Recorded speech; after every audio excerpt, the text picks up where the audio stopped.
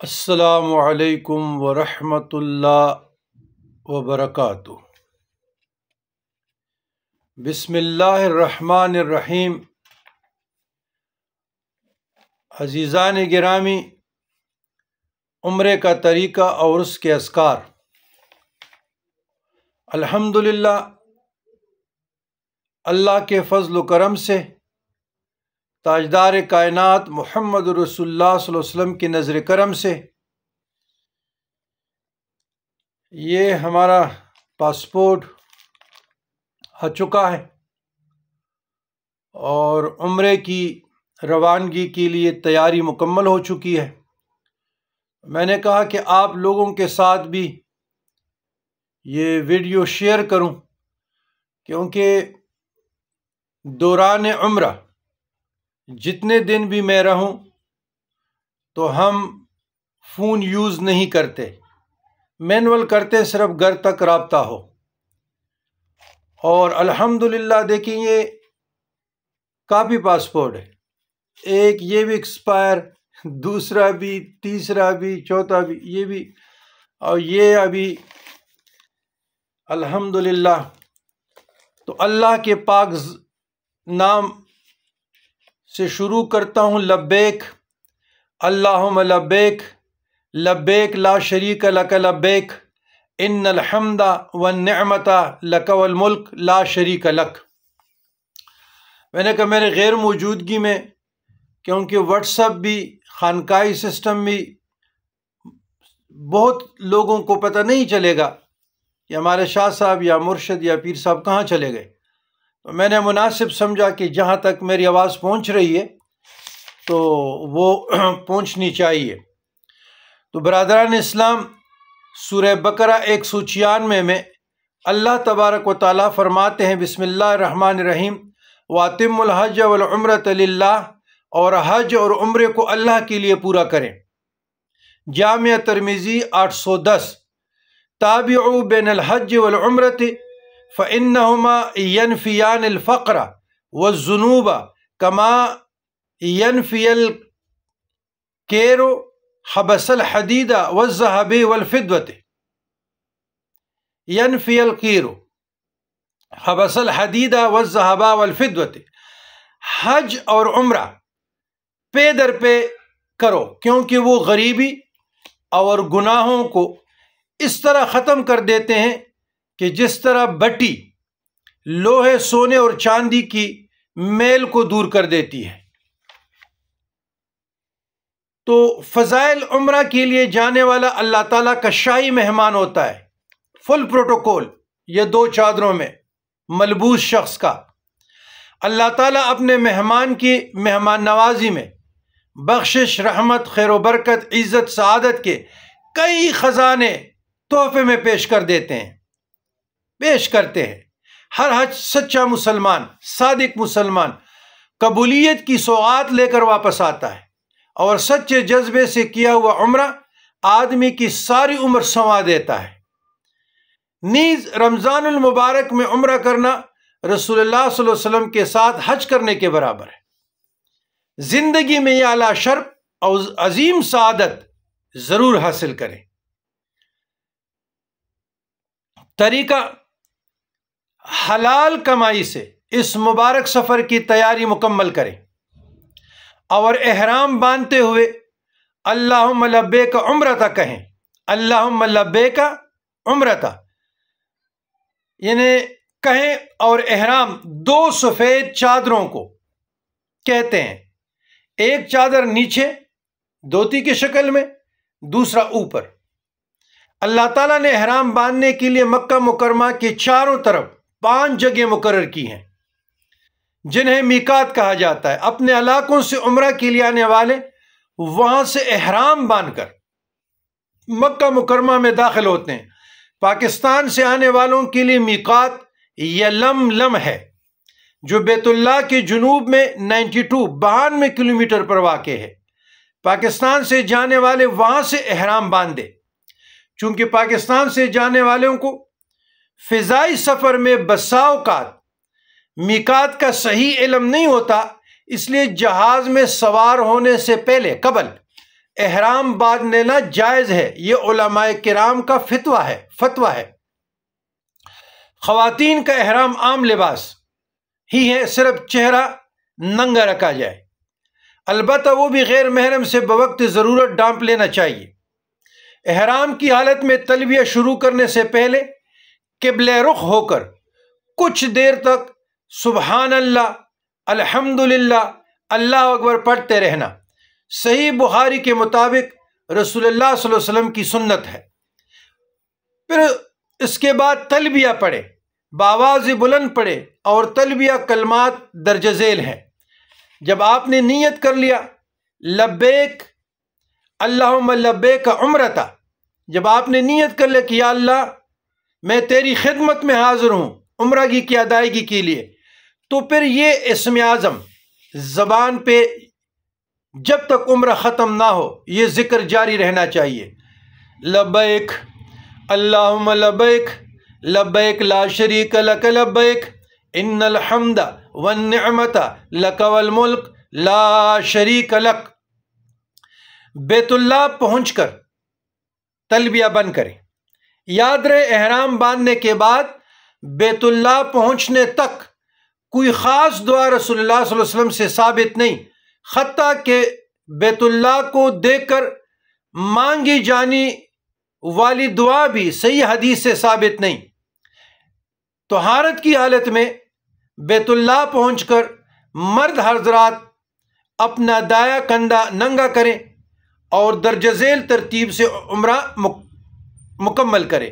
لیکن علماء مشائخ عظام فرماتے ہیں کہ کعبۃ اللہ پہ جس کی پہلی نظر پڑ جائے اور جو بھی دعا مانگے تو وہ قبولیت کا شرف رکھتی ہے، تو آپ لوگ مانگا کریں، کیونکہ یہ بزرگان دین مشائخ عظام کے مجربات میں سے ہیں، اور الحمدللہ ہم نے سالوں سے یہ تجربہ کیا ہے۔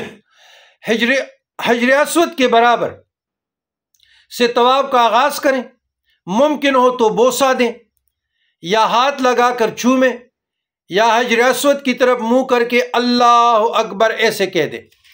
یہ عمل ہر چکر میں دہرانا مسنون ہے۔ پہلے 3 چکروں میں ذرا تیز چلیں اچھل کر، بعد کے چکر میں عام رفتار سے قدموں سے مکمل کریں۔ 7 چکروں میں کوئی بھی دعا مانگی جا سکتی ہے۔ رسول اللہ صلی اللہ علیہ وسلم سے طواف کے چکروں کے درمیان پڑھنے کے لیے کوئی خاص دعا ثابت نہیں، البتہ یقرن یمانی سے لے کر حجر اسود تک ربنا آتنا فی الدنیا حسنۃ وفی الآخرۃ حسنۃ وقنا عذاب النار دعا پڑھنا مسنون ہے۔ 7 چکر مکمل کرنے کے بعد مقام ابراہیم کے سامنے یا کہیں بھی وہاں بیت اللہ شریف میں جگہ مل جائے رش کی وجہ سے، تو آپ 2 رکعتیں ادا کریں۔ پہلی رکعت میں سورہ کافرون اور دوسری رکعت میں سورۃ اخلاص پڑھے، اس کے بعد زمزم پی لے۔ اگر ممکن ہو تو حجر اسود کو بوسہ دے، یا حجر اسود کے سامنے کھڑے ہو کر اللہ اکبر کہنے کے بعد باب الصفا کی طرف، صفا پہاڑی کا رخ کریں، پہاڑی پر چڑھتے ہوئے 3 بار اللہ اکبر بآواز بلند کہیں، اور پہاڑی پر پہنچ کر قبلہ رخ ہو کر مندرجہ ذیل کلمات 3 مرتبہ دہرائیں، اور ہر بار دعا کریں لا الہ الا اللہ وحدہ لا شریک لہ لہ الملک ولہ الحمد وہو علی کل شیء قدیر، لا الہ الا اللہ وحدہ انجز وعدہ ونصر عبدہ وہزم الاحزاب وحدہ۔ پھر اس دعا پڑھنے کے بعد یہ کلمہ توحید ہے، 4تھا کلمہ ہے۔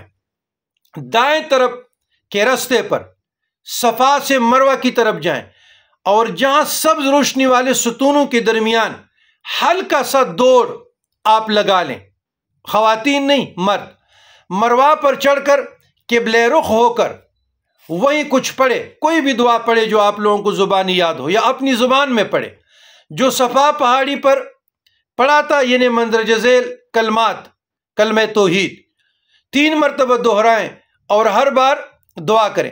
پھر دائیں طرف سے صفا کی طرف آ جائیں اور پہلی طرف سبز روشنی والے ستونوں کے درمیان ہلکا سا دوڑ لگائیں، خواتین نہیں، یہ مردوں کے لیے۔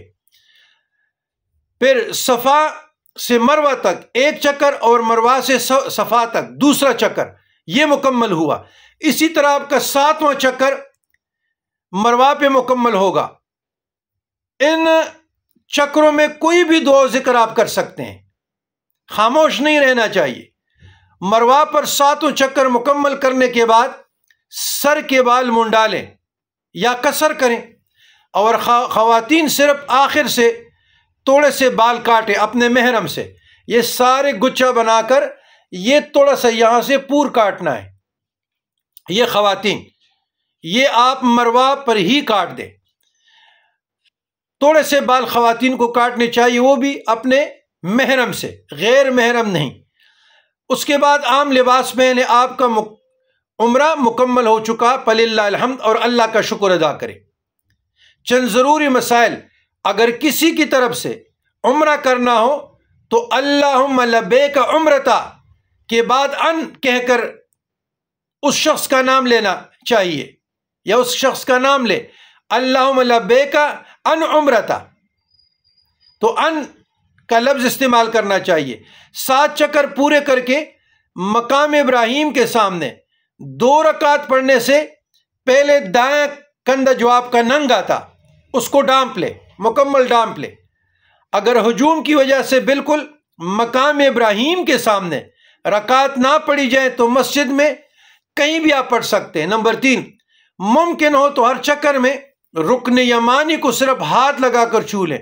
چکروں کی تعداد میں شک پڑ جائے تو کم تعداد کو شمار کر کے باقی چکر پورے کر لیں۔ 4، دوران طواف وضو ٹوٹنے پر دوبارہ وضو کریں اور باقی چکر جہاں سے آپ کا وضو ٹوٹ گیا تھا وہیں سے مکمل کریں۔ نمبر 5، پاکستان جانے والے احباب دوسرا عمرہ مسجد عمرہ سے یا اپنے رہائش گاہ سے احرام باندھ کر لیتے ہیں، تو بعض علماء جو سلفی ہے وہ لوگوں کی عقیدوں سے کڑوال کرتے ہیں، وہ کہتے ہیں کہ یہ درست نہیں۔ جس طرح ہم ایئرپورٹ سے احرام باندھتے ہیں اسی طرح آپ ہوٹل سے بھی احرام باندھ سکتے ہیں، اس میں کوئی حرج نہیں، علماء نے اس پر فتویٰ دیا ہے۔ اور مسجد عائشہ دو طرح سے فضیلت رکھتی ہے۔ اس میں حضور علیہ السلام کا قولی اور فعلی دونوں عمل داخل ہے، اور ایک سیدہ ام عائشہ صدیقہ رضی اللہ تعالیٰ عنہ کا سنت قول یہ ہے کہ حضور علیہ السلام نے سیدہ عائشہ کو کہا کہ اس کو لے جاؤ اور میقات عائشہ سے جو مشہور ہو وہاں سے اس کے لیے احرام باندھ کے عمرہ کرے۔ اس میں قول اور فعل یہ ہوا کہ سیدہ عائشہ اس کی محبوب زوجہ تھی تو خود اس عمل میں شریک رہی، تو گویا کہ یہ قولی اور فعلی یہ ہر لحاظ سے افضل ترین عمرہ ہے اور کرنی چاہیے۔ حیض والی خواتین ذکر اور اذکار میں مصروف رہیں اور مسجد کی حدود میں داخل نہ ہو۔ نمبر 7، احرام کی حالت میں شکار کرنا، نکاح کرنا یا کروانا، خوشبو لگانا، حتیٰ کہ ناخن کاٹنا بھی منع ہے۔ نیز عورت دستانے پہنے اور نہ ہی نقاب کرے۔ چند ضروری آداب: تصویریں اتارنا ناجائز کام ہے، بلکہ میں تو کہتا ہوں علماء نے لکھے کبیرہ گناہ ہے، اعمال باطلہ ہے۔ آپ کی جو عبادت ہے، جس طرح ہم نماز کے لیے نیت کرتے ہیں تو ہم دائیں یا بائیں دیکھ سکتے ہیں یا کوئی وغیرہ اور عمل کر سکتے ہیں، بات کر سکتے ہیں، فون سن سکتے ہیں۔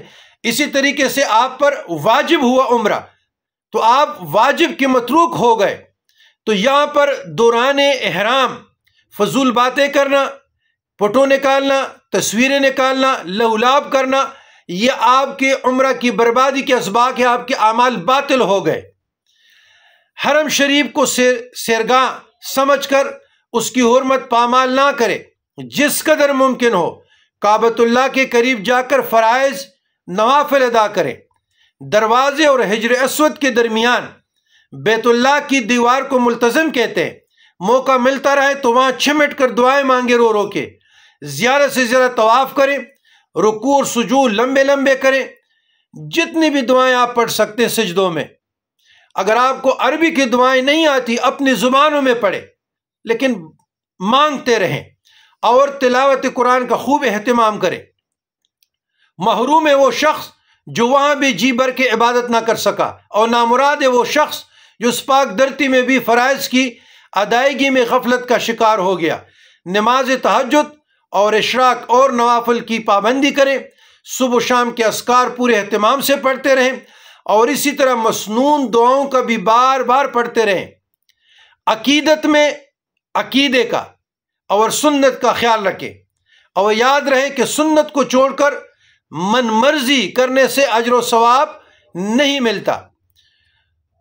تو سامعین کرام، یہ عمرے کا طریقہ، ان کے آداب، فضائل، اذکار، مختصر لفظوں میں ہم نے آپ لوگوں کے ساتھ اپنا پیغام شیئر کیا۔ تو اللہ تعالیٰ آپ لوگوں کو بھی توفیق عطا فرمائے۔ جو جانے والے ہیں، اگر میرے ویڈیو کو سن رہے ہیں تو اس کو منوان سنیں اور اپنے عمل میں لائیں۔ جن لوگوں کی مقدر میں ابھی چمک نہیں آئی، جاگ نہیں اٹھی، وہ رب سے مانگتے رہے حضور علیہ السلام کے وسیلے سے، انشاءاللہ تعالی آپ لوگ بھی چلے جائیں گے۔ تو اب آپ لوگوں سے اجازت لوں گا۔ ربنا لا تزغ قلوبنا بعد اذ ہدیتنا وہب لنا من لدنک رحمہ انک انت الوہاب۔ ربنا تقبل منا انک انت السمیع العلیم وتب علینا انک انت التواب الرحیم۔ وصلی اللہ تعالی علی خیر خلقہ سیدنا محمد وآلہ وصحبہ اجمعین برحمتک یا ارحم الراحمین۔